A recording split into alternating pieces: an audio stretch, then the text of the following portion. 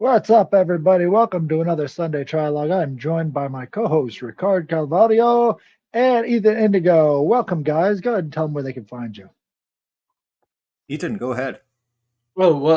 Great to be with you guys as always. My honor. Ethan Indigo Smith, easy to find on all the social media. Trying to write pretty consistently, so got a bunch of articles out there and a few books as well. And I appreciate people who reach out to communicate. So hit me up. Well, and as usual, my name is Ricardo Calvario. You can find me at X at the tag that is on my image at Ricardo Calvary1. I also recommend a look into my new podcast, The Shaman and the Philosopher, and to our girls, that is the Universe Unveiled, that just released their news for the week. So, again, excited to be here, and I hope we have another great discussion as usual. All right. You can find me on X posting my horrible takes, and you can also find me on Instagram posting my horrible takes. So I'm anywhere you don't want to see my horrible takes, and you're gonna have to learn to like it. So tomorrow we got Alchemy Mondays coming up, and we're gonna be doing some water experimentation. So we're gonna be doing a lot of stuff that I see Veda Austin doing on Instagram, where she asks questions, and then she uses these petri dishes, which I got a bunch of them, to see what the answers are. Or she'll put pieces of paper with words on them and then freeze the water inside the petri dish and see what images come out. And she's had really interesting successes with the kind of things that the water kind of resonates with. So we're going to be doing a water experimentation tomorrow on Alchemy Mondays. So that's going to be fun. But with water that you have previously frozen, right? Well, what you got to do is you got to have the unfrozen water close to an object or close to a word or close to one of those questions that you're asking. Masamoto experience. I'm not sure if I'm saying the name correctly, but the Japanese guy, yeah.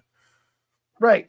But his experiments were a little bit more open, right? So he had to leave the jars with the rice in it open. But this way, with the ice crystals, all you're doing is looking at the crystal formations themselves. And a lot of times you'll get like actual pictures coming through the water. So like she had her water next to a pair of scissors, puts it into the freezer. And what do you know? There's a pair of scissors in the water crystals as she pulls it out. So it's going to be interesting. What I remember from his experiments is like putting the word hate and love written in a paper, putting a glass of water during night in there, and then in the morning freezing that water, right? And then when it's frozen, you slice it up and then put it on the microscope to watch at the crystals. And when it's hate, it's ugly, it's non-geometrical, it's a mass. And when it's the word love, it's beautiful crystals, symmetry, sacred geometry that appears. But what you're saying is a step up, yeah, and very interesting. Very interesting. Right. So I'm going to try and integrate this into alchemy a little bit because it's, what I want to do is have all the methods of gaining answers from the elements to be involved in the meditation process within the alchemical work so that you can not only be, interacting with these elements, but also seeing how they interact with you as well. So this is going to be the first step. Then I'm going to see what comes up with fire, how you can use sort of a fire divination / meditation, and then go down the line, see what you can do with earth, maybe geomancy, something like that. Just sort of integrate all that stuff together, maybe take it out of the Abrahamic biblical context that you get a lot with alchemy. Just try and focus on the stuff that actually relates to the work itself. So I'm going to be weird. Yeah. So blood has a lot of water. Has anyone tried that with blood? It can reveal the soul intentions or his thoughts or something like that. Right. You're right. Yeah, there's a lot of potential, and I think a lot of people are just overlooking it. Tears. Have you tried with tears? Lots of potential. I haven't done anything with it yet, and my box is still unopened, so you'll know what I know. So what topics do we have this week, gentlemen? Okay, so if I'm kind of ready, so I'll start right over. I put a topic that I find it's quite interesting, and it's a kind of an unsolved mystery that I don't know if you are aware of. So there is this couple of speleologists. Am I saying it right? I don't know. I'm not sure What did what you that say? is.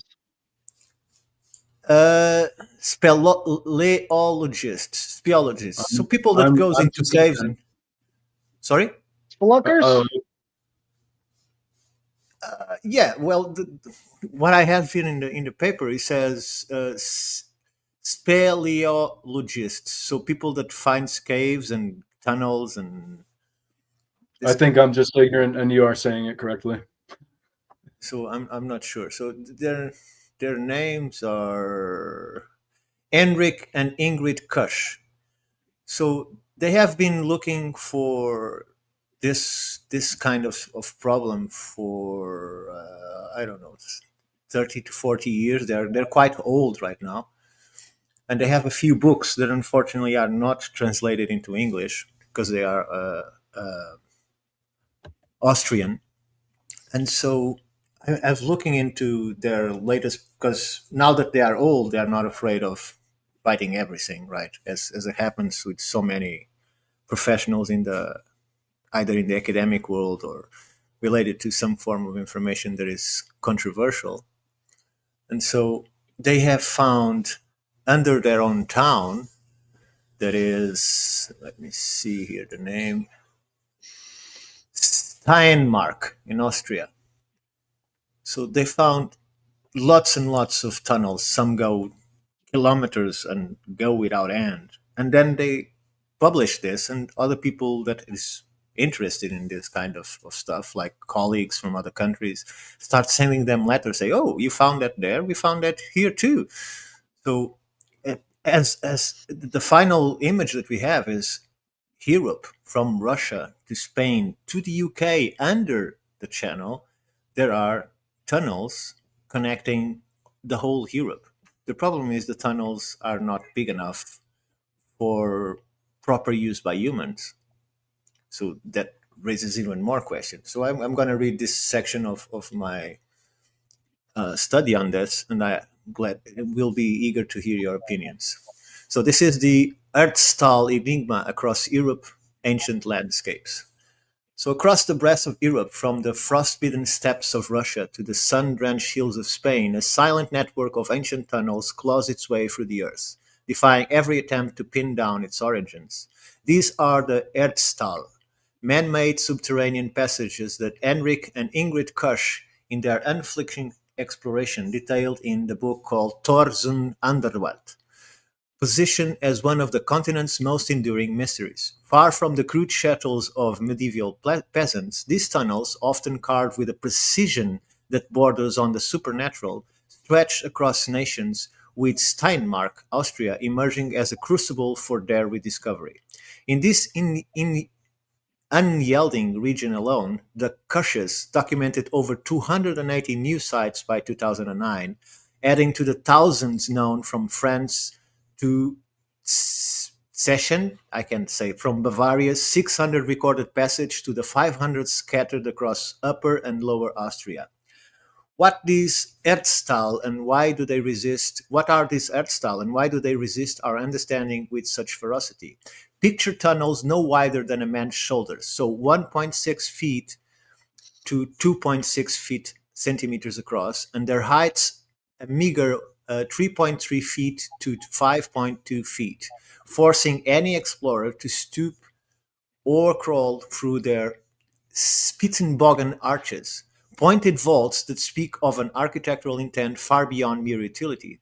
Some, like beneath the stiff Voro, extend for kilometers, their walls smooth as if sliced by a blade, a feat that mocks modern tools without mechanical aid. Others, found in the sandy lowlands of Eisenmark, of the unyielding granite of Bayern, bear the scars of ancient hands. Their V-shaped riles, the roofs, a testament to their lost technique. Yet, their age remains a battlefield of speculation, with hypotheses spanning from the Neolithic 3,500 to 6,500 years ago, through the Bronze Age, the Roman era, and into the Middle Age, as Heinrich Kusch notes with a skepticism that cuts through the academic complexity. The purpose of these tunnels is an even greater riddle, one that the Kushes confront with the defiance of conventional wisdom. Some scholars cling to the notion of refuge hideouts for a war-torn peasantry, or storage vaults for grain in times of scarcity. But the reality of these cramped, airless corridors, often with a single entrance, shatters such theories. Imagine fleeing into a tunnel beneath stiff Voro only to find your pursuers, by then Turken or Kuruzen, lighting a fire at the entrance, choking the life from you as you claw at the unyielding stone. Ludwig Stampfer, a Hartberg cleric writing in 1887, recognized this futility, noting that while Steinmark likely held countless such passages, their true purpose had been misjudged, lost to time, relentless march. Others proposed a sacred role, cult spaces for the souls of the departed, or meditation chambers for ancient rites, a theory bolstered by the presence of Meniers and Lockestein in Steinsmark landscape, standing as a silent sentinel to the underworld realm. So I just want to point before I pass the word into you that these entrants are marked normally by megaliths. That's how they found so many. And often it's not dolmens, it's just menhirs, right? So not so different from, we've spoken, I think, before about the green children, the case in the United States. They also came out from a place that is like a megalithic site, although taken down, but there was a menhir here near the hole from where the children came out. So these tunnels are highly engineered. They go from miles and miles. Most of the ancient cities that have them, these speleologists found that some of them are blocked by crude and modern stone piling, like blocking the passage to whatever might be inside. So they only use like 100 to 200 feet of these tunnels where they could move around more or less, or has a chamber or something like that, and then they block the passage to the rest of it. There are folklore about creatures living in these tunnels, and that's the reason why they block them, because they don't want to allow them to pass through or something like that. So what can we say or imagine from having the whole Europe carved underneath? Some of these tunnels go like hundreds to a kilometer deep, and going even through under the channel from Europe to England.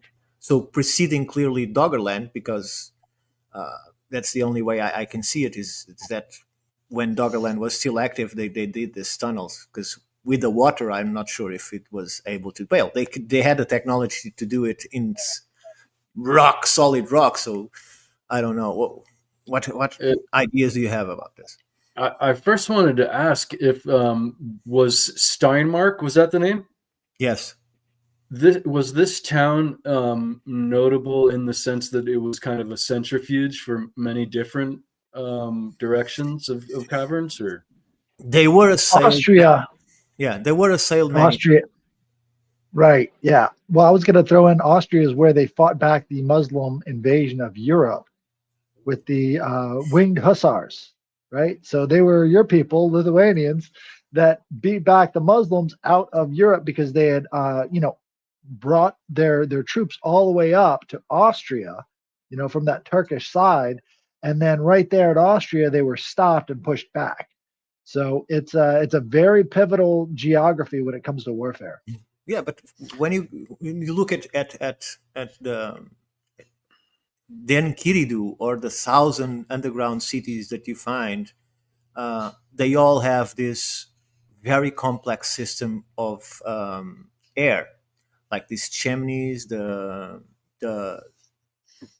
You can breathe as good down there as you can on the surface. It's prepared for living there, for putting animals in there, to completely live underground with all your needs had, because they have current water, flowing water, they have all of that.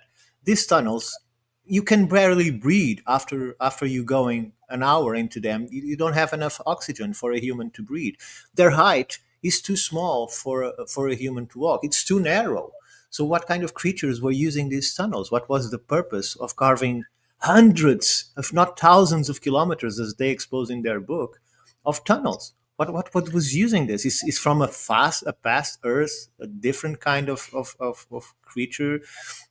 I just don't know how to explain Well, this. it's interesting. You noted that they often would have markers of stone where the Yeah. entrances were. And look at the name of this place, Steinmark. It Hmm. literally says that in the name too. Stein meaning rock, marker, mark. So interesting that the town kind of says, "Hey, we're the spot. This is the spot." Rather, I can't help but think too, Ricardo, on your presentation of that. For my first, point of skepticism was if it's certain that they are made as opposed to natural, and then if so, the breadth of these similar zones, even if they can't find the connection between them all, the fact that it's going on all in so many areas, it kind of leads me to think of kind of what you're suggesting. I think, in the questioning of this preponderance of these things, were there little people? The Hopi called them the ant people.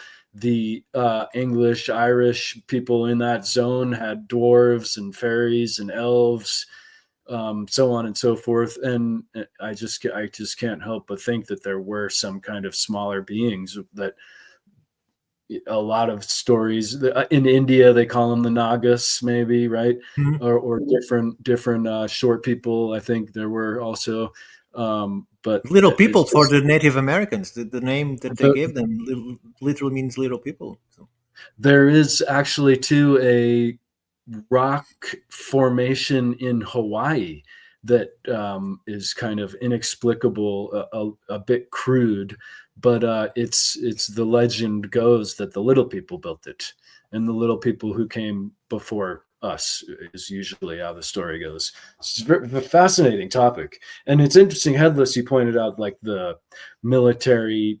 Uh, militaries do wild things that are kind of left looking inexplicable after the fact, but Ricardo also too, it doesn't seem like it would be applicable for that, or at least all over. Maybe there's one instance or many instances among it, but it seems like it's maybe even bigger than that or different. yeah, because imagine if you don't have enough oxygen to walk through Right. it, how would you have oxygen to work it? Right? Because you're cutting stone. There's dust. There's debris. There's it. And another point that they make is they can't find after all of these years, and as their colleagues that are doing this in other countries, they cannot find where the hundreds of tons of material that were taken out is. There's no debris anywhere. There's no signs of any excavation. I know there's a lot of thousand years between now and when they're probably made, but still, it's such a vast undertaking that would show signs of where is the material that was extracted. We can't find it. Was it so finely grounded that it just seems like the rest of the environment that we find? And how do they breed in there? That's my question. What kind of creature could stand going miles underground without proper tunnels or channels that put air into it, as we see in Turkey? Might it have been that there was some form of aeration in the past that became clogged or closed? Well, the tunnels are completely sealed. So imagine the top of the tunnels are like this. So it's vertical walls with ceilings like this, right? And there's no sign of any blockage. It's just rock, completely smooth rock. So it's not lava, because lava creates circular tunnels or like oval ones. It doesn't create geometrical shapes like this. Um, and someone clearly done it. in under these conditions, and they didn't And have they're all oxygen bottles to do it. the breadth of these caves, which are now across all these different countries in the continent of Europe, all have the same formation or geometry. All have the same dimensions. Wow. What they found is at the beginning of the tunnels, because there's another particular case that is, for instance, in Austria, what they saw is that these tunnels come out of the ground again in places that today are still used, be it farms, churches, temples. They all come out in places that have some kind of significance or use. So it's not random, right? Of course, the farm wouldn't be there 3,000 years ago, but it was some place that was significant. It's more clear in when we have today we find churches or temples, but they all connect these places. It reminds me, for instance, of Sintra, right, where you have a 400-meter. I don't know how to scale it to feet, but the mountain is 440 meters high. Okay, so the tunnel that goes to the castle that allowed the Moors to remove themselves when they were attacked by the Crusaders, by Gualdin Pai's forces, by the Templars. They didn't fight, and they all fled through the tunnels. So imagine going 400 meters down, and then 2 kilometers. So it's like 1.6 miles or something like that, going underground until they finally came out on a place that's called the Well of the Moors still today, where the cave is still there. There is a well of water in front of it. And they checked, and these tunnels are still there. More so, the whole of Sintra, the whole mountain, is like Swiss cheese. It's completely filled with tunnels that today link places like where the monks built their monastery, the palaces, the castle. Everything is connected by these chambers, but these are different, are bigger. They are so smooth, but they have channels for the water to go by so that there is no flooding. So it's clearly a more modern thing.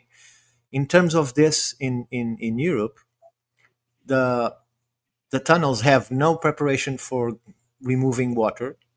They're just this sheer smooth walls with the ceilings in this shape. You couldn't transport anything through it. You couldn't travel through it because you don't have air to do that. So it has to be a different type of being with a different morphological look. I don't know what to say. I think you're right on all accounts, but that's because I've been into Phil Schneider for several years now. So this is the guy who is tasked with creating an underground network of tunnels under America using nuclear TBMs or tunnel boring machines. And the method that he claims they used was through a massive nuclear reactor inside of a tunnel boring machine that would create a liquid lithium, right? And that liquid lithium would kind of create a tunnel of concrete and material around the outside. So as this TBM is grinding up all this material, the liquid lithium would cause the waste products to be made into tunnel materials for the walls as the TBM is traveling along. So it's all in one shot. You don't have to reinforce. The whole thing is reinforced as it goes. So it's using the pressure and the heat and everything else to do that. So let's see if he claims that there was a battle in Dulce, New Mexico that happened between him and the aliens back in 1979. Let's see if we can get into it. More believable every day. Who claims he was a geologist responsible for extending an underground military facility in the region. Schneider says he drilled 4 holes to extend the base further underground using a laser drill that melts the rock. When he was lowered down one of the holes to check rock samples, he was confronted with a 7-foot-tall grey alien. Schneider drew his sidearm and fired, but sustained injuries from some kind of electrical charge released by the alien. Schneider says he killed 2 aliens before being injured and sent back up to the surface by a Green Beret. The battle then continued between the aliens and the Green Berets down below. Schneider says about 66 soldiers died that day. In the mid-90s, Schneider gave talks on the U.S. military black projects he claimed to have Got his worked on. fingers. The large Got his alien fingers. grays had been encamped there for as best as believed possible about 400 or 500 years. Had been one of their internal bases. And we drilled holes right on top of it. Displaying metals, he said, were from black jets. Schneider lost his life in 1996. His official cause of death was suicide. Yet Schneider had reported multiple attempts on his life since he started. Well, he's leaving out an interesting angle of that. So they claim that he committed suicide by strangling himself with the line to his colostomy bag. Oh God. What? Yeah, because he was confined to a wheelchair after his confrontation with all of these aliens and such. He only had 3 fingers on his left hand, right? And he had, a few missing from his other one. And he had all these scars all over his body from what he claims was the battle at Dolce. I don't know if he's telling the truth or not, but that's where he says he got his injuries from. So, I have to yeah, say, when there's one of it Sorry? is he. First of all, he looks a lot like the aliens that are he's describing, and second of all, I'm why aliens, right? It's a matter of perspective. I understand that, but isn't that Right. what It's you're a, asking? what? Sorry. Isn't that what you're asking? Because we don't know what could have lived in these tunnels or made its way through there or cut the way that it did. Sure. I mean, these are miles and miles of tunnels. So, in some sense, you're almost asking that we see what the human produced tunnels need, but this is something different. Like there's Completely, yeah. air in these tunnels, and My thing is, why call them aliens? Why don't call them a different species or race or whatever you want to call it, right? Because have you seen the Time Machine, the movie with yes, I think it's Guy Pearce. I might be mistaken, but I think it's with him. yes, with the Morlocks and the Eloi. Exactly. So they are not aliens. They're just a different type of being. In that case, he had evolved from humans by living underground, and they kept adapting and so on and so forth. But considering the span of age of the Earth, are we the only intelligent creatures that have lived on this planet? Are we so arrogant to think that no other form of intelligence came and disappeared or still living in another place? What about I can't remember now the name, but I don't know, it's 16 hours or something like that, a transcript read from the people that supposedly live in under Antarctica. So after they made that communication, that statement after the battle with Admiral Byrd, and when he went there with the army.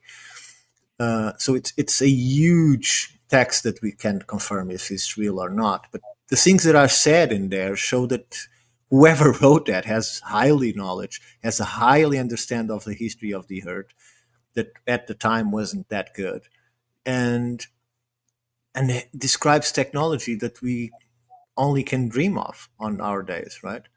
So who knows who are the aliens? Are we the aliens after all, and not the people that occupy the Earth for the millions of years that it existed? So I think that the word alien in here should be considered more like different than from outer space. Because if you're out of space, you came here and you decided to live underground, it doesn't make great sense to me, right? No.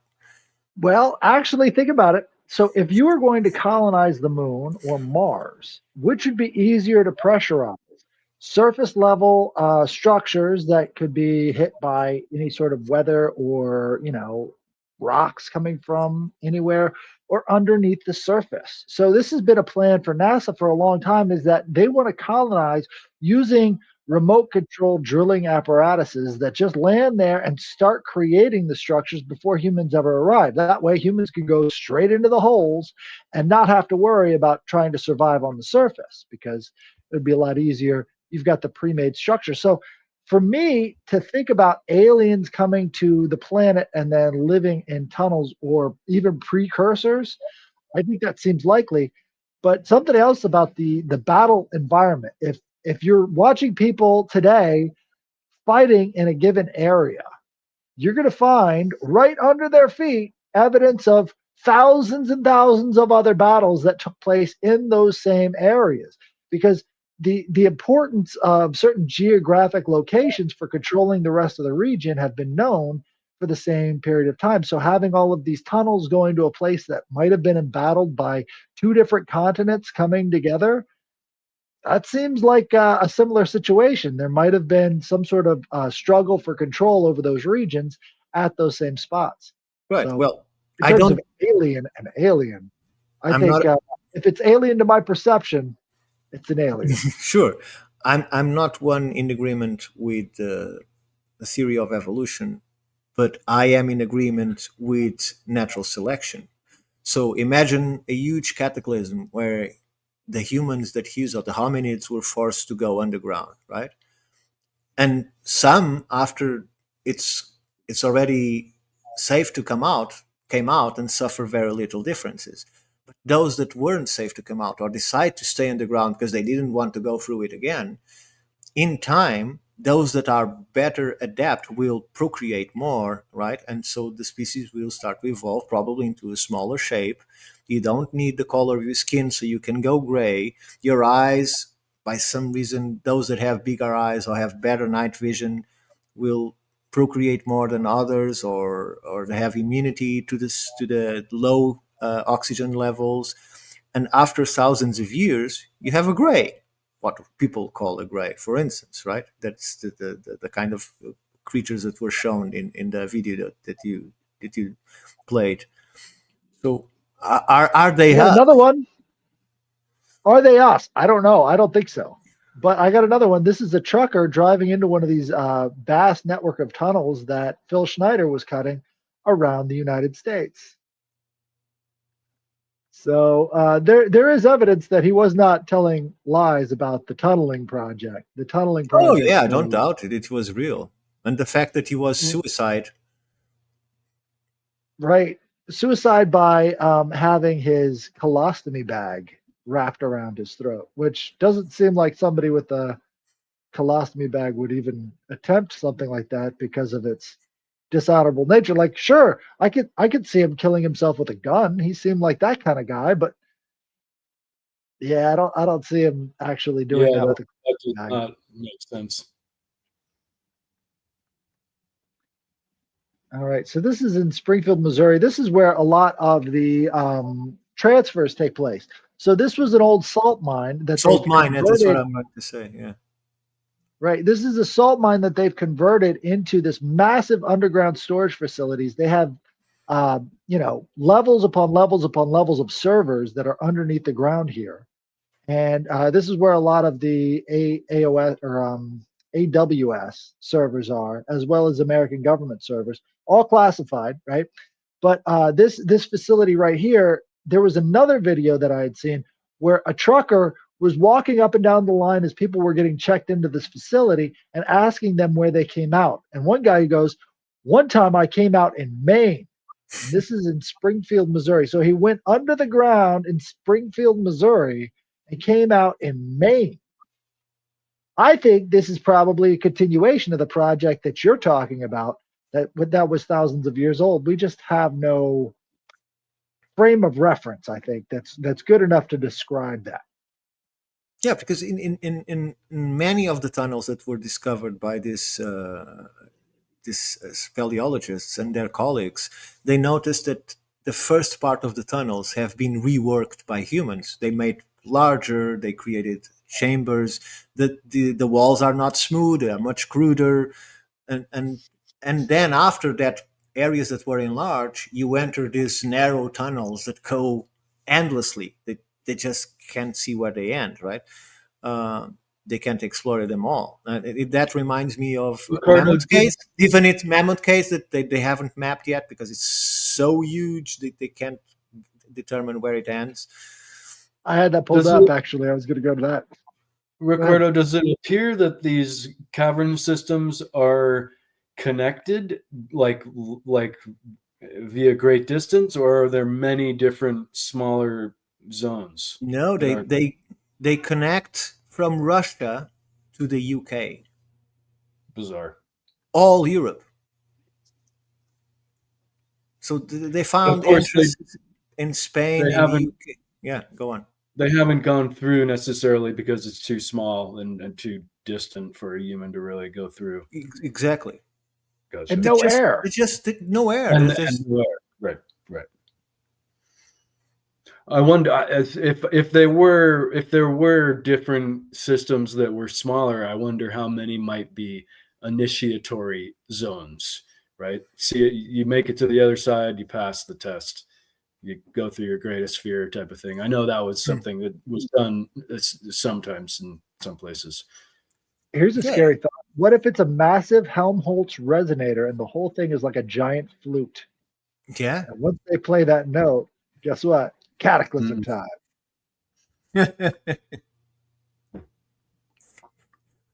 It's possible, but Or what about it's if it not for makes me- humans. That's for sure. It's not for humans.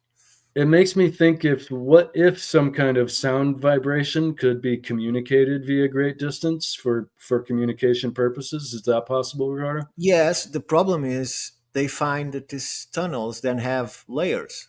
So they have levels. So you go through this tunnel, but then you can go lower or higher, and it continues in different directions.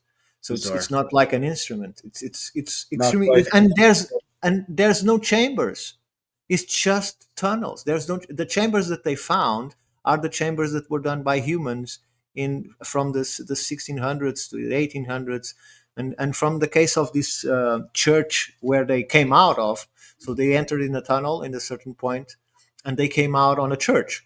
So and the priest that knew of the tunnels go and get the records that he had from his former priestess from the 1800s, and they were saying that people hide in here when they were being assaulted in terms of war, but they were all killed because this is the entrance. They lit a fire at the entrance, and those that didn't came out died inside because the air was the smoke was driving in, and there's the air is stifled.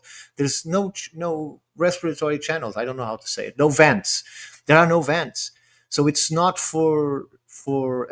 you cannot use them to run away from a situation and stay there because it's not safe. You're muted. There is the idea too of the underground sort of subway network where they're using the diminished pressure to have kind of like a what would you call it, a pneumatic tube system, right? So you've got this sort of thing that's on magnets that is basically floating through a tube that has no wind resistance. So It's a maglev, but in a tunnel. right, and the fact that it is so tightly controlled, you can achieve much greater speeds than. But these don't have any tracks in them. No, nothing. Well, if you are so advanced in technology, you might not need the tracks. The thing is, there are no magnetic anomalies detected.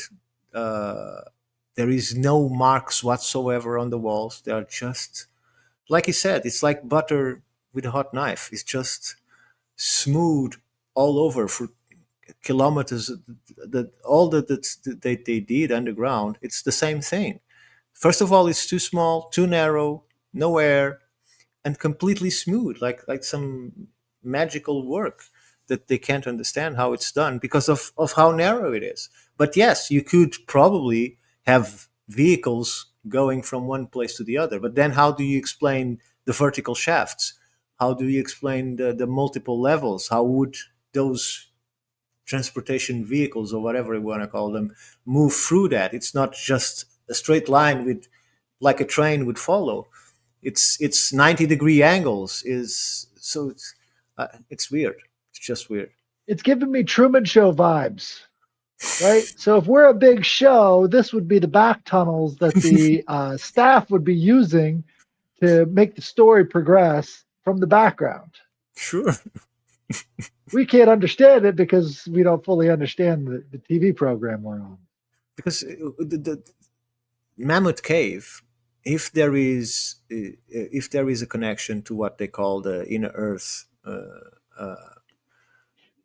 I can understand that the tunnels go in multiple directions, but they all lead into a point of entrance into the city, right, or into the nearest city of the inner Earth. In this case, they are not leading into anywhere but to another surface point, right? At least they didn't find anything that goes beyond a certain depth and connecting to anything. What I find with a lot of Native American mythology about tunnels is that there's this concept of instantaneous transportation. So as you're going into the tunnel, you're actually exiting hundreds of miles away, sort of like an instantaneous transfer of energy or matter or something like that is happening when it comes to these tunnels. That's what they were talking about with the ant people, right? With the Hopi legends. They talk about this instantaneous transportation. So maybe we're looking at it as if this tunnel is supposed to be traversed and not supposed to be some instantaneous passageway from resonating your molecules at a certain location and then having an equal resonation passing through the air, almost like kind of like a Akashic records transfer. Right? Sure, As long as there's something happening, you can use your information along those channels. but normally those lead into false doors, right? Why would the tunnel continue for kilometers if you just are transported from a certain point from the entrance, right? Why does the tunnel continue?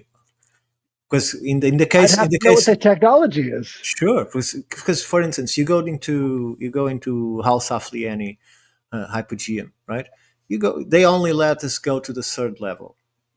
There are at least 3 or 4 more levels down that they don't show. They are completely sealed. Some of them they don't even research. They don't even enter. Right? They know they are there, but if they did look at that, they don't tell us what's there. But all of these levels, particularly the third one, because the second and the first are more like where they put the bones of the people that died. They put the bones on top. They want us to believe that they put the bones of the dead bodies on the ceiling of the structure, waited until all the flesh disappeared, and then take the bones underground and place them in these small niches on the second level. Right? This is what they want us to believe, which I find it strange because the smell would be unbearable, and that's in the middle of an acropolis. So it's Right. quite weird to me. But when you get to the third level, you find these false doors designed in parts of the structure. So that I can False door. understand. That's making me think of the Inca. Remember the Inca false Going doors that through. they have at all their temples? Sure, that allows you So transferring energy, exactly. transferring consciousness. Saint Germain. How was he crossing from one point to the other? How is he appearing from one place to the other in all over Europe, to Asia, to India, right? Sometimes we know that he traveled with someone, but the case is when he appears inside the palaces or appears inside churches or without going through security for anything, inside the king's chamber in his palace. So how the hell did he appear there, right? Without anyone notice him going by. Hades was said to have a wand or a staff that would split the earth apart just by him pointing at it, and he could walk through the earth as it would split in front of him. So in some levels, they might be describing a technology that we have no idea how it works. No idea. At least not anymore. I think it's somehow crystal and sound related. So having a staff that can hit the wall and it's specifically for that wall and uses the already existing resonance of the place and creates something that transforms the wall into a passage. Well, I don't know. Hades didn't have a trident. He had a bident with 2 prongs like a tuning fork. A tuning fork, yeah. This actually leads to part of what I was going to talk about the staff. If we're at that point. Yeah, No, go ahead. go on. In looking at hermetics of Tao, as I call it, and I wrote this book, The Tao of Thoth, there are actually two elements that we can see that the East and West gravitate towards or extol. And one, of course, is something I'm obsessed with, and that's polarity. And the other is the pursuit of immortality. And this is something that alchemists in the East and West and so on and so forth were looking for. Even one of the oldest stories in the Bible, that of the Noah and the Ark, is actually related to a story about reincarnation and coming back, or immortality, rather. Excuse me, and the pursuit of light and life, and the rainbow and so forth. But in Oedipus Rex, we get two riddles that I think really bring about a wonderful way to look at things. The two riddles are known as the riddle of the Sphinx. The first one is well known anyway. What walks on 4 legs in the morning, 2 legs in the day, and 3 in the evening? The answer is man, right? And of course, the third part is known to be the aged and infirmed individual who needs a staff to walk with. And this is, I don't think, anything like what the ancient Egyptians pursued, for instance, even though this is a Greek play.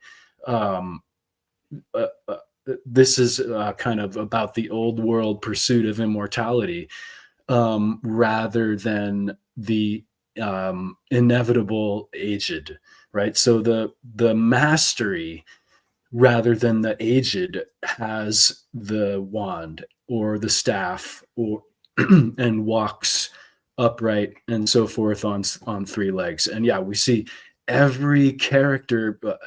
Headless just remarked on Hades. We were mentioning the Hopi earlier. The Hopi have one of their main gods has the planting stick, and it's the same element, but in kind of Hopi terms, where they don't have something so intentional, or just a simple stick. But we see all across the world, all across different belief systems, the staff is an important part to the master, not necessarily just the stick that the aged individual uses. So it's interesting as far as like the technological aspect of the whole cavern system. Yeah, what might have they been using? Interesting idea. Moses, of course, I think is what that picture depicts. No, this is Asclepius. Nice. Asclepius has the snake winding up, but you can see that same symbol in the Moses story. The scepter that turns into a snake and then turns back into a scepter. Yep. And go on, Ethan. Go ahead. I was just saying it's a bit off topic, but I was always intrigued by the part where Moses transforms his staff into a snake. And people consider that to be miraculous and an act of God. But how about the fact that the 3 sages from the Egyptians also transformed their staffs into snakes, and before he did, according to the Bible? It's just that his snake was bigger and it ate the other ones, right? So it's miraculous for Moses to transform his staff into a snake, but how about the Egyptian priests that did exactly the same thing? Right? No one mentions the Egyptian priests. It's just our focus is just in the magic of Moses, right? Because it's godly. So I'm sorry. No, that's a great build. Don't be sorry. I think part of the symbolism is the control of the wisdom, right? And what is uncontrollable and amorphous is made into a straight line, in that sense too. Ganesh is often pictured with a snake belt. And so he literally took wisdom, tied it up, and wears it. From an Oedipus Rex, the idea of the answer of the riddle of the Sphinx being acceptable is confounded by the fact that Oedipus Rex is completely unacceptable, and he's a victim of his own knowledge of his fate, as so many characters were in these plays and stories, where his father is told that his son will kill him, and he gets rid of his son, Oedipus Rex. And Oedipus Rex is told that he will kill his father and marry his mother. And he chooses a path to make sure that doesn't happen. But of course, in choosing that path, he makes with certainty that it does happen. So everything about Oedipus Rex is a screwy answer, but we accept the riddle of the Sphinx answer as being acceptable. I think it's more the master walks on three legs, right? Has the staff. The second riddle of that play that's less well known, and I think because it was not in older versions, I think it was adapted later into the play, is about the two sisters. And there are essentially, it goes, let's see if I can just read it. There are two sisters. One gives birth to the other, and in turn, the first gives birth to the second, right? So there's this endless polarity of one birthing the other. And what are the sisters? The sisters are day and night. So really a Taoist kind of polarity question and answer, as much as it is in a Western one. There's also said to be the third riddle, which is, how is there a second one if the Sphinx killed herself on hearing the answer? But that's just that's silliness. I just wanted to add. Interesting. Please.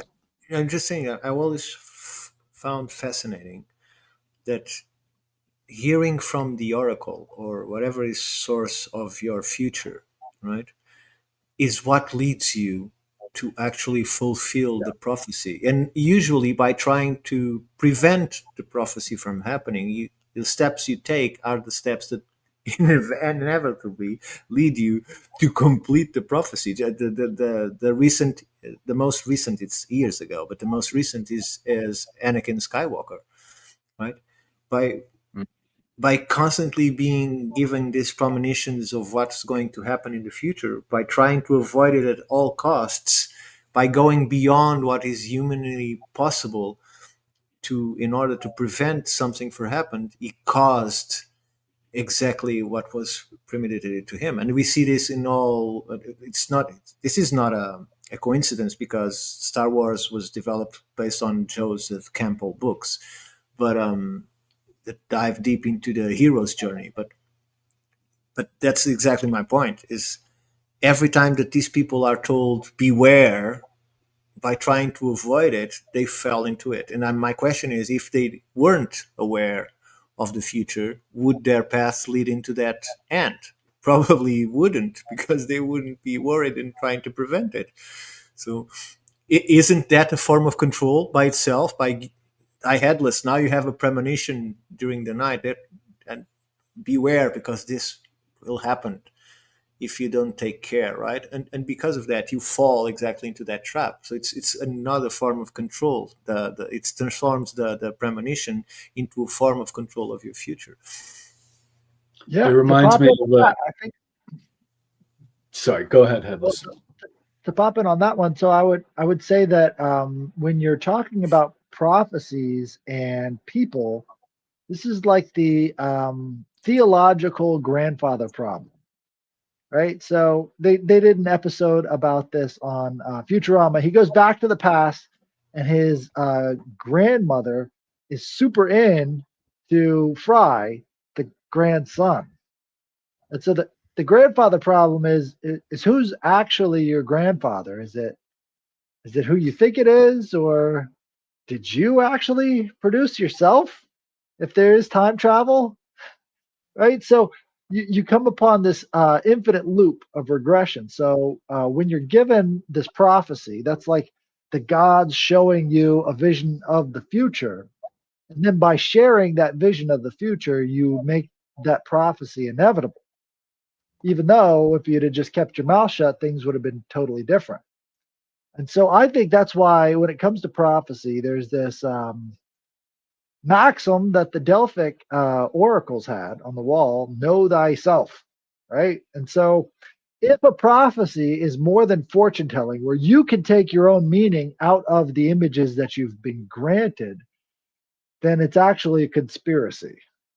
Right? So if it's more than fortune telling, where you come into play, then actually it's actually people working behind the scenes to make it happen, because there's two types of prophecies. One that is sort of amorphous and gives you images that you can connect to your own life. Then the other one is this is going to happen. You can't know when it's going to happen, but it's going to happen, and you can bank on it. That's a conspiracy, right? But in this case, you had Darth Sidious projecting images of his beloved dying at giving birth. But it's a murky water. Some say that it was the Force giving him those sights. I'm more inclined to be a grand scheme from Darth Sidious, planting that on his mind while he's programming him into the dark side.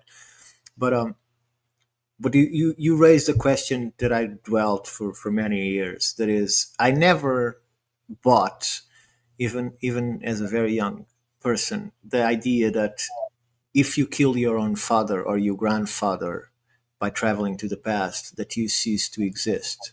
I don't buy that, because your reality is not based in you coming back.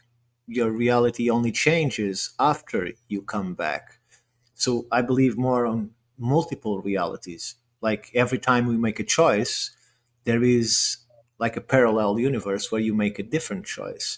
And all of these universes exist at the same time. Uh, so if you go back and you kill your grandfather, you will not cease to exist, because on your reality, your grandfather existed, gave birth to your father, and your father gave birth to you, right? It's like another idea that was very common is that you couldn't touch yourself in the past because your molecular structure is exactly the same. And so the electromagnetic forces that don't allow us to touch anything would be neutralized, and you go through yourself because it's exactly the same matter, which I also don't buy, because the laws still abide even if you are in the present or in the future. I was listening to a presentation on this idea of what is steadfast in time and what is changeable, and it was by a remote viewer with a lot of experience, and he described it in a manner that I think is reflective of what you're saying and useful anyway. That most of time is like the pond, and different ripples and movements of the pond take shape a lot. However, there are rocks in the pond that do not move amidst the changing elements. I thought that was an interesting potential. It is. This folly of man keeps coming up in these stories, right? Because we're so foolish, right? It makes me think of a guru student idea from India. The student wants to know the key meditation that will lead to his enlightenment, and he's bothering his guru about it. And his guru finally says, yes, you are right. There is one mantra that will lead to your enlightenment, and it is the following. And he shares the mantra, and he says, there is one key thought formation as you practice this. Never, ever think of a monkey when you are meditating this. And of course, this is the folly setup, right? Where I must not kill my father and marry my mother, like Oedipus Rex. And in being so adamant about that pursuit, he causes it. It reminds me too of the Taoist idea of not necessarily limited to Taoist thought, but we might try so hard to be something or to obtain something that we end up grasping it and it slips out of our hands every time we try to hold on to it, or get away from it. Yeah. Ethan, I got to stop you because there's a movie that describes exactly what you were just talking about. This is called Somewhere in Time. It stars Christopher Reeves. It's from 1981. And if you've never seen this movie, this would be right up your alley. I think you would really enjoy it. Here we go. I'm not sure if I have seen it. Probably not. It's pretty obscure. Can you guys hear okay? I can't hear anything. Yet. Now we can. Oh, there we go. Come back to me. Richard Collier is about to begin an incredible journey into another realm, another lifetime, in search of the love he could never find in this one. That's Elise McKenna. Starred in a play in the Hotel Theater. When was this play done? 1912. Dr. Finney, is time travel possible? That is a question. Arthur? Arthur? You're the only one who can help me. I was there. I was there. Is it you?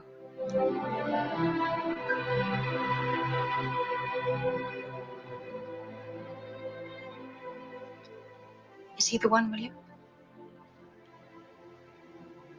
Walk with me. Please.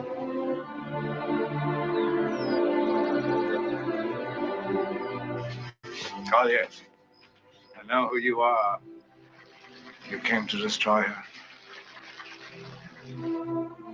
God. Is that thing? Oh, Where is he? Elise! Richard! A haunting story of the link between a man and a woman, a link that goes beyond fantasy, beyond time itself.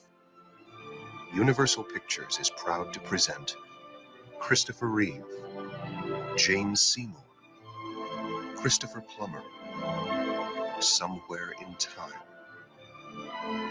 Someday, in the past, he will find her.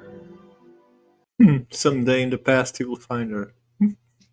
Right. So he meditates himself into thinking that it's actually 1912. And so he goes under, and when I saw this as a kid, I'm like, this is gay. How do you go back in time without any equipment? You got to have a DeLorean or something, right? No, he meditates himself. He changes everything about his room back to 1912 in this hotel that was built around that time period. And then he wakes up in that room in 1912, and he has one piece that can bring him back to the present, which is like the idea that they have in Inception, right? You've got that one piece that can bring you back, which is a penny that has the current date in like 1989 on it, or 1981, one of the two. I forget when it was made. And so, he finally beats the bad guy that's trying to keep them apart. And then as they're walking out of the hotel, he bends over, the coin falls out, he picks it up, he sees it, and then he's slingshotted back to the future. But the whole idea there was the same thing. It's like, he found himself in these different books and everything else that, indicate he was there at some point. So he had the belief in his mind that he could do it. And so all it came down to was his ability to focus that got him to the point where he could actually transfer his consciousness back in time. It's a Groundhog Day. because he will keep doing it again and again and again and again and again, because he keeps going there and failing at the end because of the coin falling. Yeah. Right. Well, after he gets out, that kind of closes the loop, because there would be the loop between him and the past. But then when he's in the present, he meets the woman, and she's like ancient. Like you saw her in the very beginning. That's supposed to be Jane Seymour in the present. So they meet up before he actually meets her in the past. Anyways, it's an interesting film, but I thought that was, you know, it kind of exemplifies all of what we're talking about. His mastery over meditation and his ability to, you know, supersede the laws of physics led to hubris, which caused his downfall, bringing him back to the present moment Sure, that why do through a you time tunnel. in today's conception, would you consider that to be an OBE experience? That's an interesting, like, I'm not sure how time would exist in our consciousness as being separate from the place we are. You know, like Sure, there would have to be he had a multiple, map to construct that past. He had all those right? books, those passages, those places where he was with her. So he had a roadmap, right? So through meditation, through self-actuation, through OBE, he transported into what he known. I haven't seen the movie, but I'm deducting that he saw himself in the places that he read or knew that he was present, not in It places remi- that he didn't know that he was present, right? the Americans copied the remote viewing idea from the Russians. And actually, their program was less about remote viewing than it was remote influence. So it just kind of it leads to this idea where, you know, traveling with the mind via time or space is not necessarily woo entirely, that we could say, at least. The all these heroes of folly, they decided to pursue being king. Oedipus Rex being king.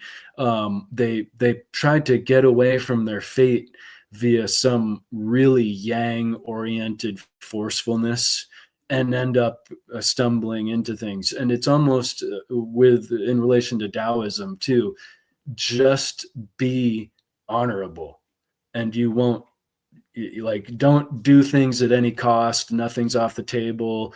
We're gonna be king, and then I won't have to kill my dad or marry my mother or whatever it may be.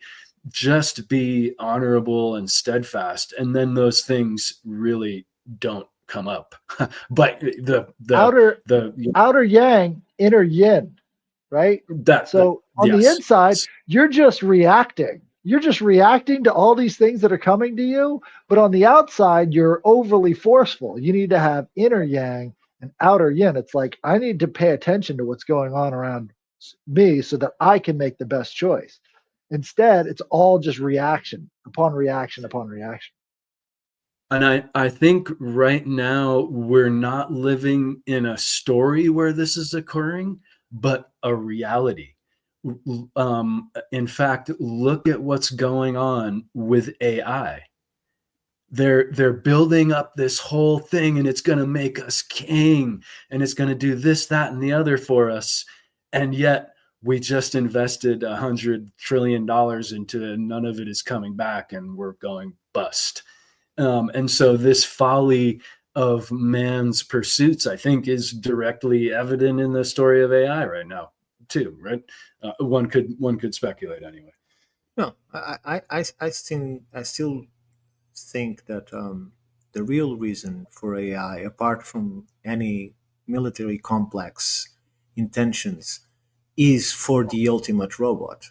It's not for the use that we are having today, particularly. These are just ramifications. I think the whole idea of AI was born on having something created by us that is completely at our command. And it'll make us king. Exactly. So, and masters of the future.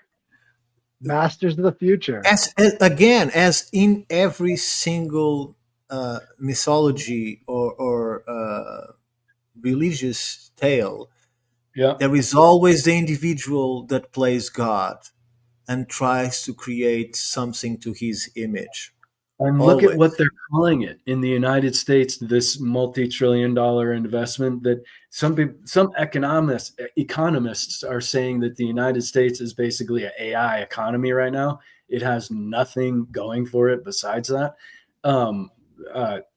Just lost my train of thought. Sorry. I have a cold and I'm No, you're right. It's another scam. Like we're seeing them set up another, like you're talking about the bailout money for all of these guys who haven't even produced anything of value yet.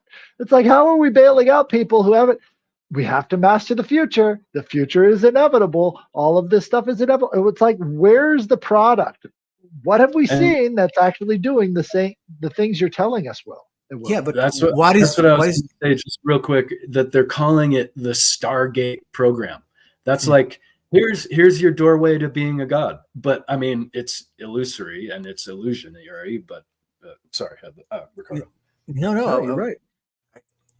My question is, you speak about trillions of dollars of investment, right? So where does that money come from? Because the world is trillions in debt to someone you that know we don't where know it's who coming it from. is. It's worse than you think.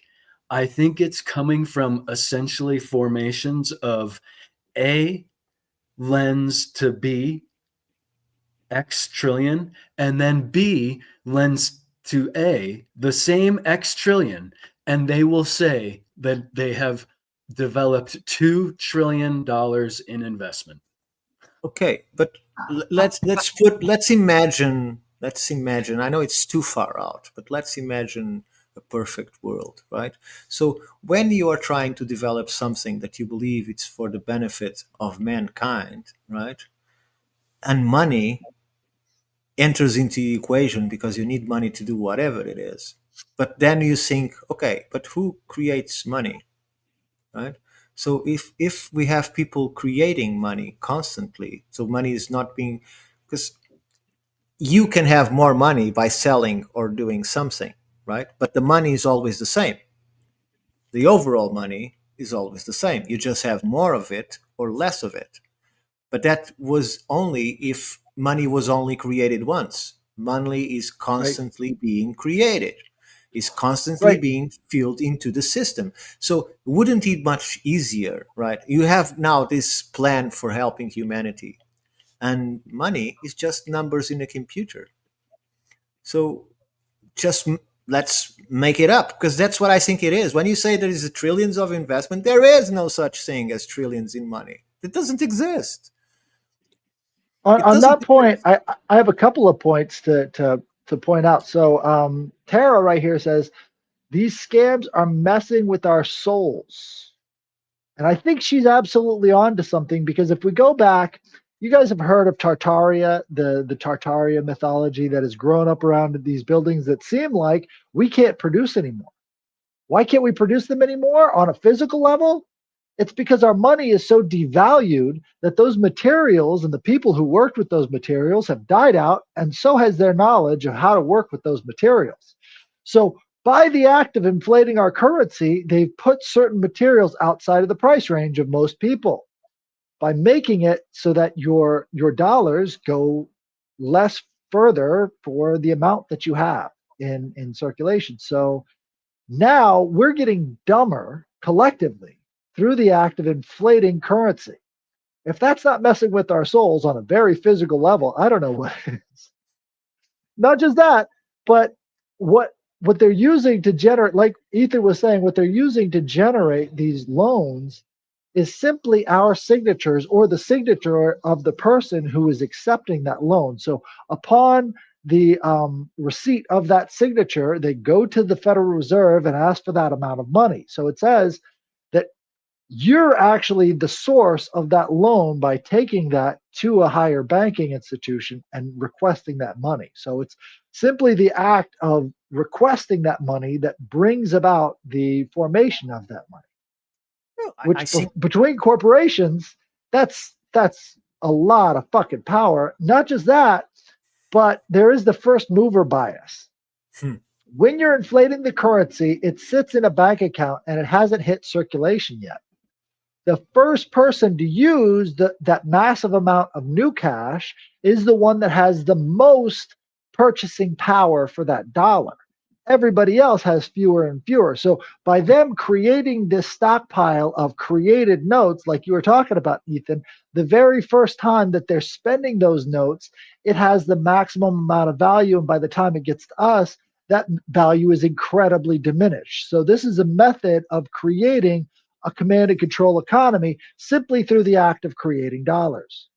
Yeah, but any economist would be screaming to the sky and wanting to strut my neck after I saying this. But I don't see why money should have a different value if everybody had unlimited access to money. I don't see what's the Not difference everybody is. can draw it first. The No, but first drawers get the most power, and they know that. That's why they're inflating the currencies. It's directly to benefit them and destroy exactly, our purchasing power. exactly. That's my point. So, but but they didn't take value from money because people will still be making money by trading, by selling, by buying, right? So we wouldn't need banks. Ooh, that's a point that's very touchy, right? We didn't need taxes. We didn't need any of that, and anyone could have the life that they choose to have. And they say, "Oh, most people wouldn't work, and society would crumble." I don't buy that, because if you decide to create an universal income now, most people will still work, because if you take their work, they don't exist as an entity. Their life is their work. It's like asking a person, "Hi, who are you?" "Oh, I'm an electrician." No, who are you?" "Oh, I'm Richard and I'm married to Jane." "No, who are you?" Right? Because people don't exist beyond what they do.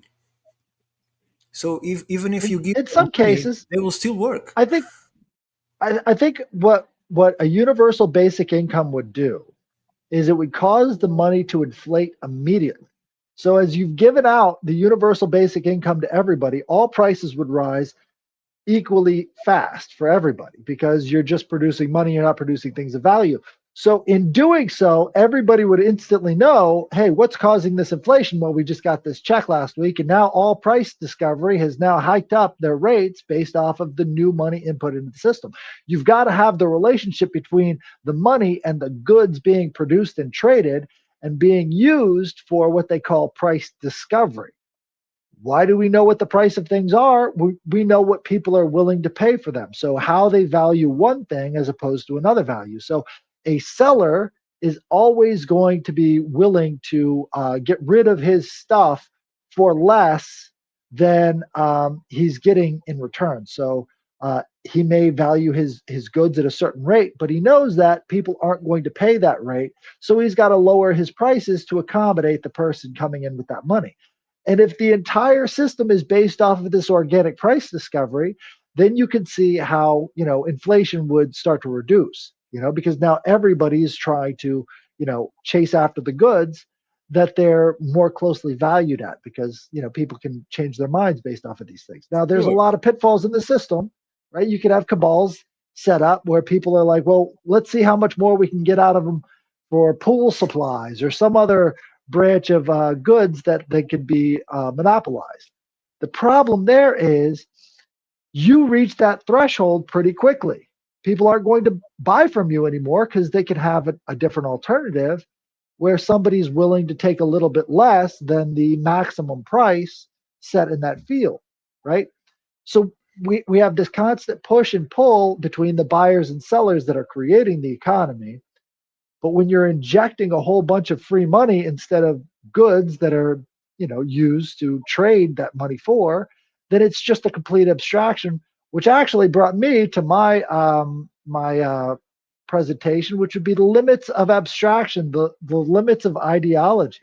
This is more of a philosophical question, right? So we're creating these models in our minds over and over again with ideologies that have sort of come into them over the years, but they're not really connected to anything real, right? And what we find over and over again is that the abstractions of the things that we think are real, these ideologies, these models that we expect how they're going to work in the future, how much of that is really part of mastery, right? I mean, we've mastered the ideology, but have we mastered the real, right? The thing that the ideology is talking about. And what we find all too often is that the ideology actually gets in the way of us mastering the very real things that we should be pursuing as, sort of the form of mastery we're given from our ancestors. They talk about, well, this God has the mastery over this thing. We can see that in his hands. He's got the staff of it. Are we searching for mastering our own art? And what is that art? And does that art make us who we are? And so, again, you have to know thyself before any of these predictions can be anything of value to you. Yeah, But but if you don't know yourself, how do you find mastery? and how can you know yourself if you're constantly being driven in a system that removes the self from you? Because your concern is other people's concerns, is your boss, is your school, or is your parents, or is your government, or is your army. It's always the only thing that is driven into you is you as a consumer. Your clothes, your music, that's the only time they drive into you. And still what they're giving you is a social engineering system, right? But it's the only time when the you is presented, because the church or the religion is demoralized. Like, you can go there, it wouldn't do anything for you, but if you want to go there, you're free to go. But in terms of who we are, it's been removed, because who explores his passions? Who has the time to, or the will to decide, what am I as a creator? What kind of art can I produce? And by art, I mean everything from music to painting to sculpture to anything you can imagine, even plasticine if you want to, right? So people don't have the time to explore, unless they were children. They don't have the time to explore who they are and what they have within to bring out. And that's the system. It's a really To exemplify powerful. that, I was going to bring up the magician card from the Thoth Tarot, right? What we're talking about, mastery, is walking the tightrope. It's finding the balance in very, very tenuous situations. And what do we see around him? Well, we see the four suits, right? And we see he's holding on the tip of his fingers one of these rods of mastery, right? One of these ideas of, not only have I mastered it, but it's resting on the tip of my fingers. It's something that I have perfect balance with. And so, in a lot of ways, the magician card is one of perfect balance. And achieving that perfect balance is where we can find ourselves, right? While also understanding that maybe at the extremes, we actually know who that person is. And if we don't have that seed of balance, we're going to find out that maybe we're not really the good people we think we are in those extreme circumstances. It's a really powerful topic you bring up, Headless. I think you should write an essay on it, because you encapsulate the topic really well in what you did there. It makes me think of how often the institutions are controlling the narrative, to the point that we might know this idea, we might realize it broadly, but we don't see it specifically, because it's so insidious. Something that's going on today economically is the idea of affordability and obtain more things for less money. Well, the way to do that is not by setting up some rigging of political systems. The way to do that is to create resources. That's the only way to do it. Everything else is just a trick, right? And so, like, we're cheating. We can't stop cheating. And so, like, they literally are taking the topic into, oh, is it going to be left or right economic direction? We need left, we need right. No, we need to build up resources, and then trade occurs and things get less expensive.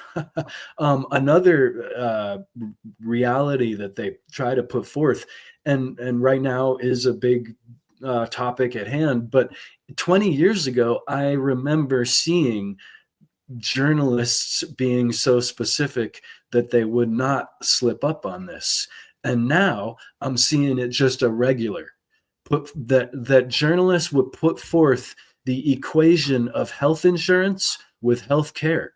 It used to be different topics of discussion.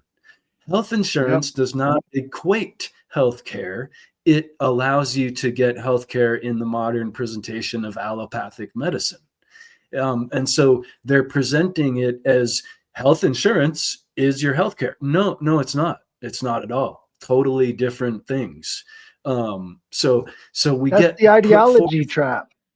That's so the thing. That's what I'm talking we have about. the idea. Right to your point. Yeah. Right. We have that idea. Health insurance equates to actually health, and it's no, those things don't match up at all. It's just you have that idea, but there's no equation whatsoever that matches health insurance to better health. It's like you can even look at the health outcomes. Only institutions, namely insurance and medical, would put forth that idea because they're the only ones that are benefiting from it, right? I mean, health Look at the care, chronic disease epidemic. It's obviously health insurance is not healthcare. Some defend that's the reason why at birth you receive a number, because that number worth a lot of money in several sectors of society. One of them is the health sector, right? So that number brands you within their system as not as a person, but as a value, as an asset. You became an asset as soon as you're given a number at birth. But trying to combine your topic with what we were talking before, in a society that robots are starting to take over and AI is starting to take over people's jobs, right? People will have to find something to do, right? And so this to them is a struggle, because if you remove people from jobs by creating robots, then that's what you want to do, is to create robots because you're going to make money out of the robots, right? But then you have the problem of people don't have their jobs. So then you need an universal income, right? But these people that are going to receive the universal income don't have the balance that you are describing. They are completely unbalanced and unknowingly to what they are and what they can do. So it's like a zombie world where people don't know what am I going to do with my life, because my job ceased. I don't have that balance, right? And then you have the next step is, if you give these people money to not work as the universal income, right? Some of these people will dedicate their lives to, because, let me step back a little bit. Now you are allowed to be creative. If you an incentive to do so, if you are working for a corporation or enterprise that needs your creative talents, but then it's for the benefit of the company and their profits and not your own. But if you are led to your own designs, people might start trying to create free energy, might start to create things that Ricardo, go on. Ricardo, if you think about this in a different way, just change the perspective maybe 60 degrees. Robots are fiat consumers. They're meant to soak up all the money because there's way too much money out there. They don't have any values of their own. They simply produce, causing the amount of dollars in circulation to be worth more, right? Because they're just producing all the time, and the only thing that they consume is dollars. So it's not only a good thing for them to absorb all of this fiat currency and then have it be a bubble and completely explode and not produce anything of value. That's the way they keep inflation lower. Exactly. I see your because point. now that money has been completely wasted. And once they come out with these robots, those are going to be a great big waste of money as well, because they're going to be breaking down all the time. You're going to have to keep funneling fiat into these fiat consumers. And then you have machines building up machines and repairing up machines that also need maintenance. It's diabolical, but when you actually boil it down to its base level interest, it is just to consume fiat currency across the board.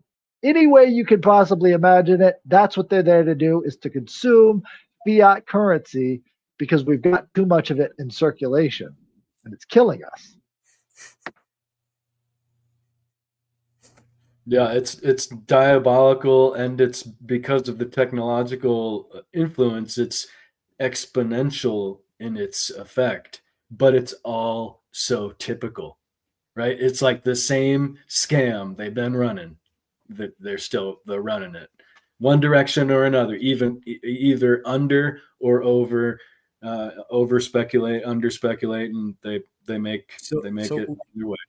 They we are can't moving. achieve balance. The only thing that they are incapable of ever doing is achieving balance, achieving mastery. So they've got to keep pumping up the system that hasn't worked at all for anybody but them. So And that's the way they want to keep things in It works balance. for So- them, yeah. we're moving into a Wall-E reality, right? Where everything much. at when the Earth becomes just a garbage for all the consumption that has been done, and we have to abandon the Earth because all we do is consume. The robots are doing everything. We're just consuming, and there's no more room for anything but the things that we consumed or buy, right? And we become sloppy, fat, unable to become what a human is today. Right? I'm So- not sure if you saw, but the president of the United States made a very big thing about making the fat drug less expensive. And I thought that was just a shameful representation of any country, where we need to do that first off, right? To your point, that we're becoming fat and lazy. Well, I was You've surprised. made socialization impossible. Of course we need the fat drugs. I was surprised when I went to the 2 weeks that I spent in the UP area that I didn't saw that many fat people, but maybe because it's a harsh environment where you can't go to the point of obesity because you will die, because you have to move in the winter is very harsh, and I don't know if it is the case, but people are more active. But I didn't find that much. I saw some terrible cases, like this kid that was probably 12 or 13 and couldn't fit to a door. And I see him on the place we are eating. I see him coming out of there with two huge, I don't know, ice cream, milkshake. I don't know what it was, right? But he was from one and the other coming out. And the mother parked not in front of the store, but on the back. We'd have a small window, so I could see the boy coming out, going all around, entering the car where the mother, I think it's the mother was, and taking the kid out. So the mother don't even get out of the car. I don't know if she's embarrassed by the son or whatever, or if she's too fat to move. I don't know. But how do people let themselves go to that point is just beyond me. And I'm not criticizing the fatness. No, it's a valid question. I'm criticizing the fact that all that is lost by that gain of fat. Not to mention, and this is highly controversial, that fat reduces your cognitive ability. So when you get to a certain point, that the fat reduces the ability of you to be as intelligent as you can be. That I'm trying to be as less controversial as possible here. So You can never live up to your full this- potential if you're. sorry. Go ahead. Well, I was going to say you can never it's- live up to your full potential if you're fully. Delay is killing us. Yeah. If you're fully engaged in being nothing but fat, you know. And it's almost like you have to really try. Like, are you not doing anything else that you are eating 4,000 plus calories or whatever it is? It's like that's you are dedicated to becoming obese at some point. Look, Ricky Gervais. Is it any different than internet addiction? I mean, it's the same hormones that cause pleasure sensors, so it's pretty much the same thing.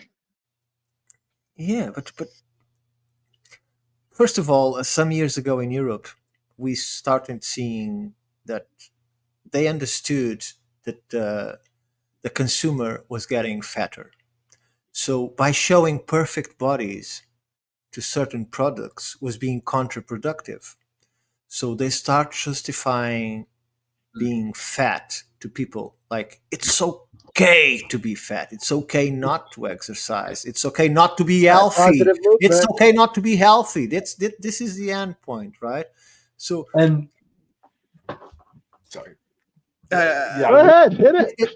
No, just that because we don't interact, we just assume that we're, fair and handsome and this and that. We're not interacting with other people, but having our large socialization online, as you pointed out, and it's like it all comes together. Like you allow yourself to degrade into, unhealthy. True or not, Ricky Gervais has this tale that he uses in his stand-ups, in his shows, that he was in a plane, which I don't doubt, it's possibly a little exaggerated, but true. He is in this plane and he sees walking in this woman that take literally 2 chairs to sit down, and she's carrying 2 huge buckets of fried chicken. Okay, right? 2 huge ones, right? Wisconsin-sized fried chicken. Yeah. So and the person that she's with, she's eating the chicken and saying to this is the best fried chicken I had today. And don't you? So I think this is the epitome of you are over the top. Okay, it's too much. Probably it's too late for you now, right? But at least let's make it an example to others, because it's too much. You lost what is being human.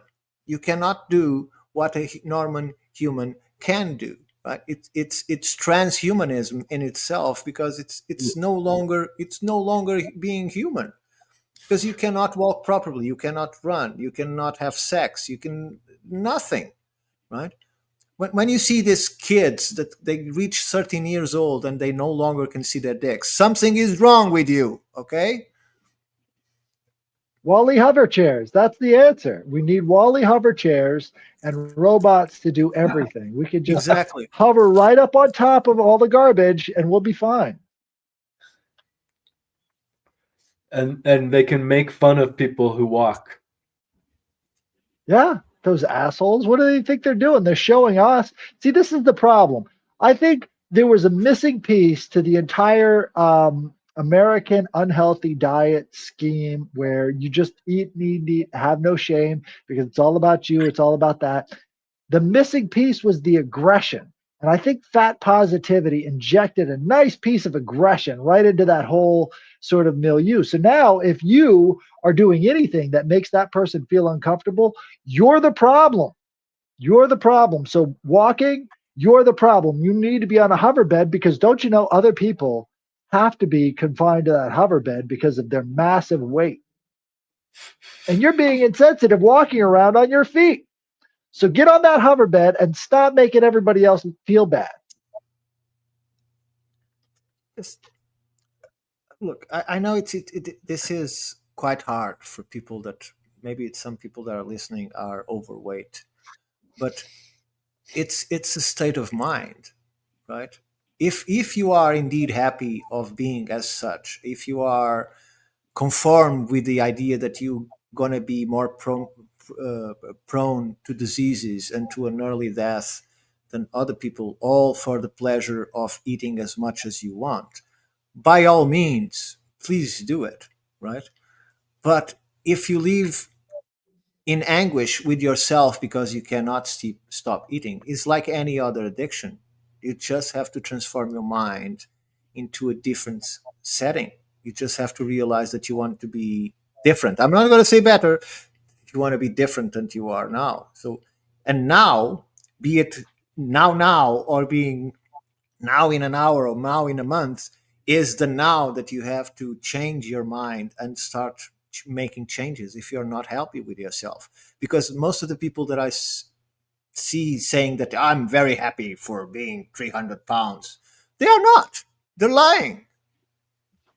They are not. It's just a way to justify yourself. You are not happy being as such, not being able to do this or that or whatever.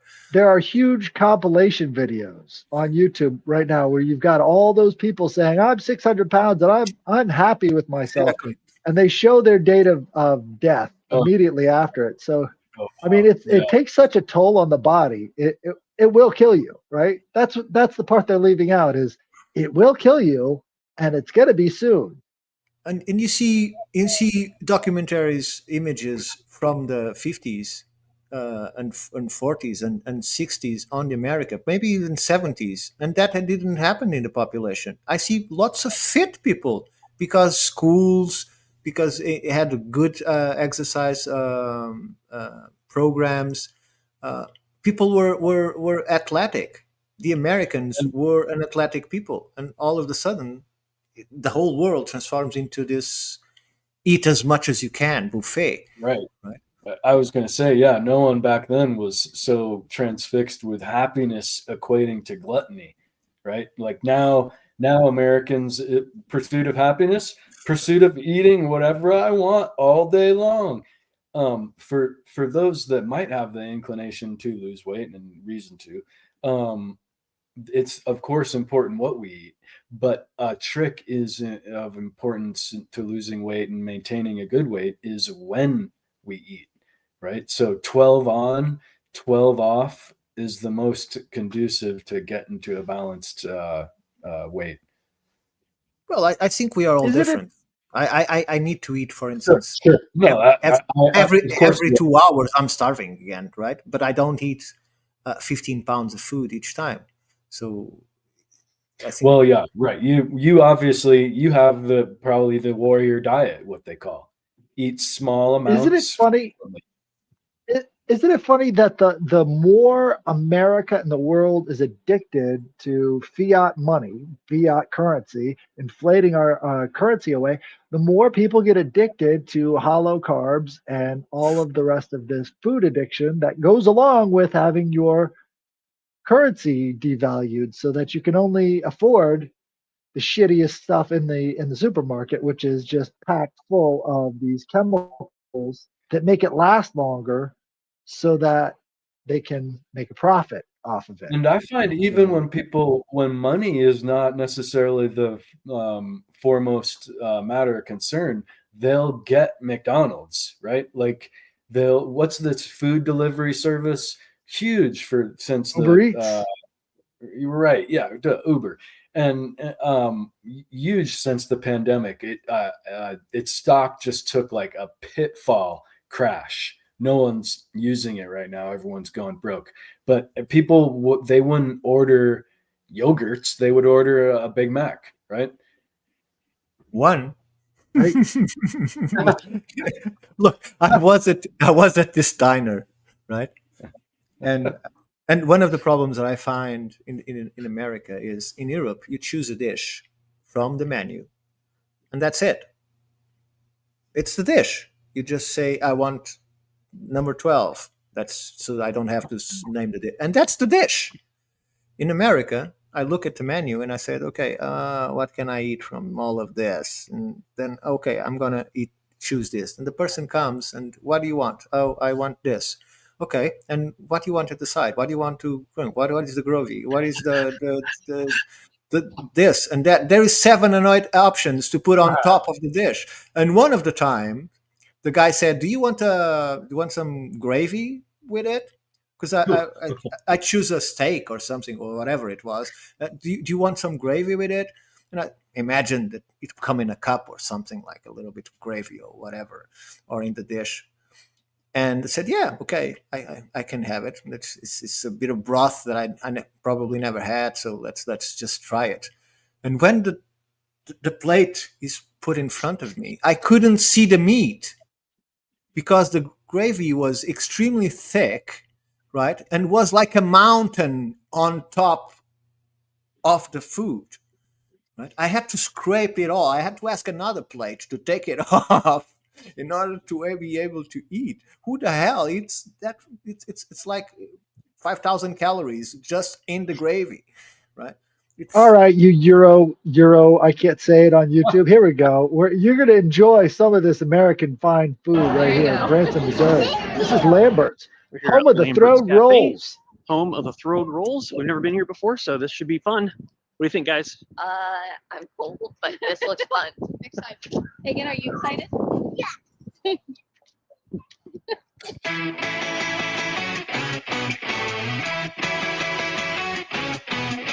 Look at that gift shop. Acres and acres and acres of eating and consuming. But they are excited. Oh, when I went to Lambert's, it was full. There was a line of people up and down outside of it.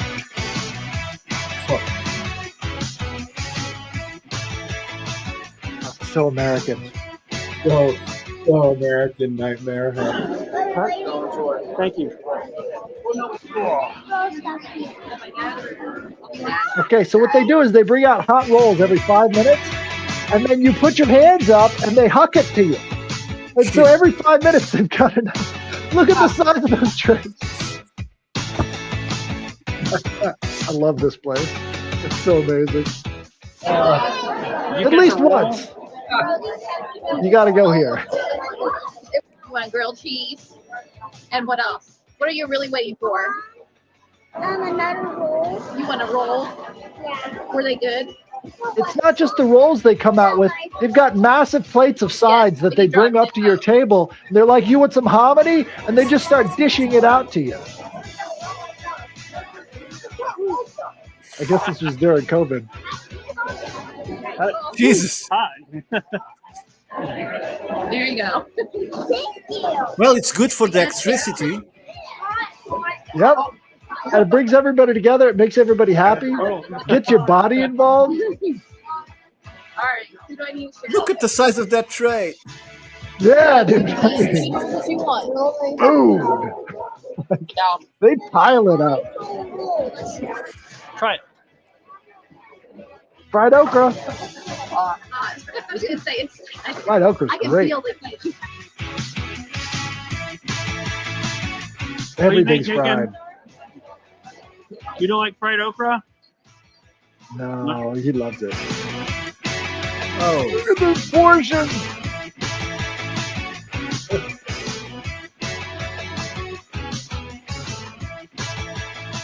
Dude, this is making me hungry. Okay, I gotta stop. But yeah, that's Lambert's. You want to talk about mastery? You got to go to Lambert's and catch a roll, and then fit like 50 of them in your mouth. It's great. even in ice cream shops, you go to buy an ice cream and they have 7 different things to add to your ice cream. No, I just want the ice cream. And I thought that Dennis Leary was getting a little bit ironic when he said, "I just want a black coffee." Where is a black coffee? I can't find black coffee anymore. So, But I think Lambert's is as the symbol of maximum consumerism. And there's another one in the South, Buc-ee's. Have you ever heard of Buc-ee's? It's this gas station, and it's got on the side of it. Well, not the side of it. The whole thing is like the size of a Walmart. So you're going in and out of this gas station that's the size of a Walmart, and the entire parking area is just nothing but gas tanks, and it's just all this kitschy garbage on the inside of it. I think those are going away, but that's like the only building projects that are going on right now is building these massive gas station Walmarts. do you have in America places like all you can eat? Because Yep. in Europe, and specifically in Portugal, we have this. It's called the chimarrão. So you go in and you have different kinds of meat, and you can ask as many times as you want. You just pay like 35 euros or 40 euros per person, and you can eat as much as you can. The problem is when they find people that go systematically and they don't look like they can eat as they can, and they are there at the first hour and they stay there for 4 hours eating, you are invited not to return. Right? Because they have Americans. because they are expecting you to eat as a human normally would eat, so they make money out of it, right? So I'm imagining that in America, where people can eat a lot more than a normal European would, right? That wouldn't be economical viable unless you charge 150 a person. So, because I don't know, it's just as in any other area of society, I think it's gone over the top. The freedom, it's the freedom of I can do whatever I want. In this case, is the freedom that I can eat whatever I want, either is good for me or not, right? And specifically because food isn't that good. I was looking at the breakfast place. I saw the bringing eggs to make more eggs, right? And the eggs were white. And I thought, oh, they're using duck eggs. And the guy next to me said, no, they are not duck eggs. They are bleached eggs. Because he explained to me that the bleached eggs are cheaper than the normal eggs of the chicken. So, and immediately I think, okay, so you have to spend money in the process of bleaching the eggs to make them white, and it's still cheaper than the eggs that you just take out of the ass of the chicken and put on sale. How is that possible? The egg is a permeable membrane. When they're bleaching chicken eggs, they're putting bleach into the eggs themselves. Exactly. Nasty. But it's cheaper. They spend more money, but it's and cheaper. Apparently, the eggs that are untreated would last longer with less refrigeration, generally speaking. But I think it's the United States is so E. coli lawsuit afraid is what happened, but could be something else. Yeah. They're reactive. All they're doing is reacting. So this is something I wanted to bring up. It's called diminishing marginal utility. That's exactly what you're talking about when it comes to consumers. So the economic principle that as a person consumes more of a good or service, the additional satisfaction they get from each successive unit decreases unless they're going to places like the one I just showed you. This means the first item provided has the most utility, while each subsequent item provides less additional pleasure, even though the total satisfaction is increasing. For example, the first slice of pizza is very satisfying, but the fifth slice is less so. Which is exactly what we're talking about. If you can screw up those signals, if you can screw up those values, you can get people to spend more money than they should on things that are less pleasurable than they are. There are exceptions. If you've seen the 12 tasks of Asterix, right, there is this task where they have to eat what the cook, the chef of the gods creates. So it's like full cows with the two siblings, or a giraffe, or whatever. It's just enormous amounts of food. So obviously it's Obelix that goes into there, right? So it's what I was saying when. So when the food of the gods ends because the person that is eating eats more than what it's commercially viable, right? You see the chef of the gods coming out crying, going away. He destroyed my life. He ended all I had to provide for as food. And Obelix comes out of the cave and says, well, has anyone seen the chef? I was just starting. So it's like a perfect caricature to some of these parts of the population. It's never enough.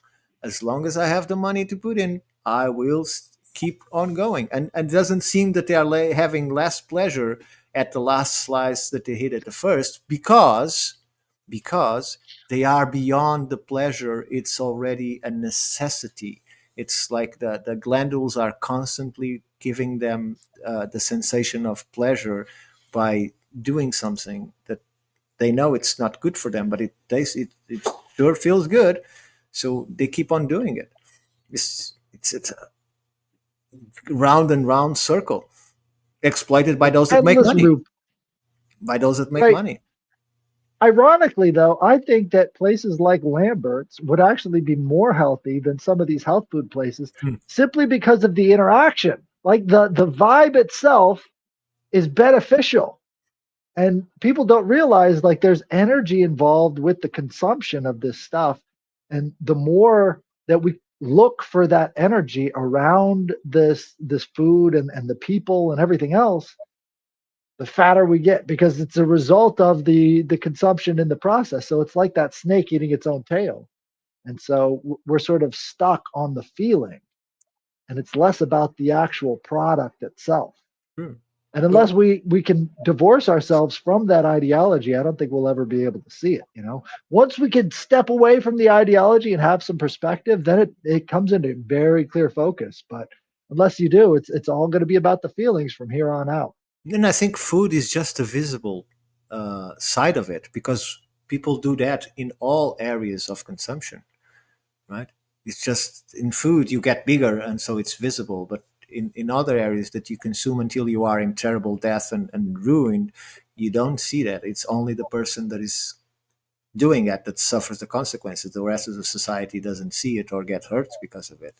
But in the end, I hope seriously that all of this that we've been talking, Ethan, that you put it into your mind and you try and get to be a little bit thinner. Okay, stop eating. He's got such a problem. He doesn't know what we're talking about. No. Well, I thought yeah. It took me a second there. I got a cold. Yeah, I really have a problem with overeating. That's for sure. So we see where you are. There's just a painting on the wall. You've changed everything into food. All you had. So it's time to stop. Okay. Well, it's there not, is the concept. Eat to live or live to eat. That's what we gotta embody. Conspicuous consumption, right? That's sort of what we all assume is going on with people who are bigger, is that it's like the conspicuous sign of consumption. But at the same time, there's these other cycles. This food has to be packed full of stuff that's non-digestible for it to be lasting this long. So, we always assume that it's going to be this conspicuous consumption, when in reality we're being poisoned, and poison has to be stored somewhere.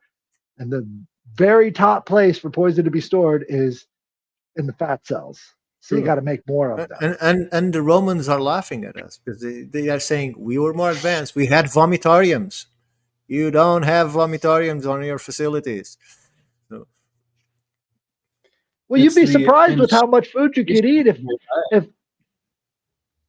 the food's not poison. You could eat a whole lot of it and it'll just pass through you because it's not poison.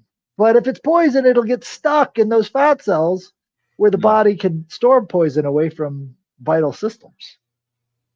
Go figure. Ethan, you were saying? I was saying that the whole poor diet selection that we kind of are really limited to is enshittification processes related to our diet, right? Like we're on some food that's genetically modified to be able to withstand pesticides. It's pretty dark. It's not genetically modified to be more nutritional or to be this or that. It's, to grow with less water and withstand the saturation of pesticides. Yeah, and why is that biological food that doesn't use pesticides? So that is the most expensive part of any agricultural venture is the pesticides and the fertilizers and so on. If biologically use only natural elements, why is it more expensive? Because it's parasitic. The actual anti-parasites they're spraying on these crops are parasitical. Because what they're thinking is the long-term benefits of always spraying these pesticides all over the fields, as opposed to how much good they're actually doing for the farmer themselves. So they're not thinking long-term. They're only thinking about the short-term consumption of their product. And it's parasitic. Yeah. What I was saying is, even that is conditioned to, if you have money, you can eat better. If you don't have money, you have shitty food to eat. So you'll be dying earlier. Your sons will replace you. You don't have problems with old age. We don't have problems with consuming a long time service in the community. we have to pay for socials or whatever it is. You just come, you work for 20 to 30 years, and you are replaced by your sons, and you keep the cycle of eating shitty food and having health problems and dying sooner, and you're just replacing humanity with humanity constantly. Like, if that isn't a robotic already existence, I don't know how can I show it better. Absolutely. Well, this was a great episode, guys. We're right at 2 hours. We Yeah. we went overtime, but thank you for joining us, and we'll see you again on the next Sunday Trialogues. you. Share the stream. Get other people interested. Thank you, guys. Bye.